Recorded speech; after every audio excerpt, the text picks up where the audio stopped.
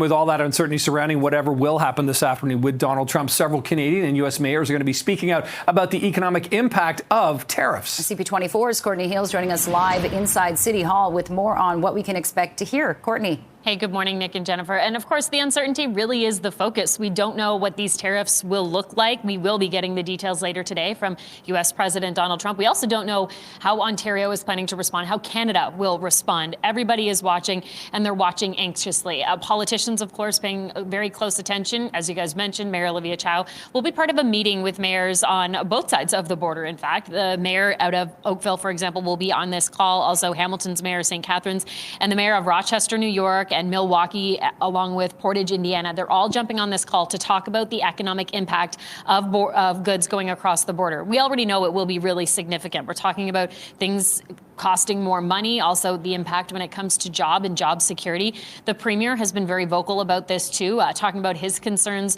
over tariffs, saying, of course, he doesn't want to see any tariffs in place, but that Ontario will respond if we see them later today. He also talked about how today isn't Liberation Day. He's calling this Termination Day because of his concerns when it comes to the job loss, how many people could end up laid off as a result of the tariffs coming later on. I'll let you hear from the premier, who spoke with NBC's Meet the Press. No one likes uncertainty. Americans don't like uncertainty. Canadians don't. Businesses don't. The market doesn't like uncertainty. It stalls investments. That's the last thing we want to do, especially with turbulent times happening around the world.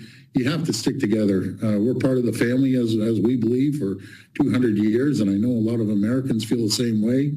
We're there to support our greatest friends and allies. We'll always be there, but we can't be under attack by one person.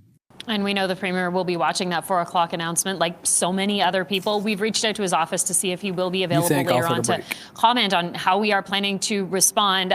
We haven't heard anything yet, guys, but it's very likely we will hear from the premier on this and get a sense of what the next steps will be. I also mentioned that meeting with Mayor Olivia Chow and all the other mayors from the St. Lawrence area, along with the Great Lakes area. That meeting's taking place at 9:30, but it's virtual. So we'll be paying attention to that meeting, get a sense of what comes from it, and we'll wait and see if we perhaps get a chance to speak with the mayor too.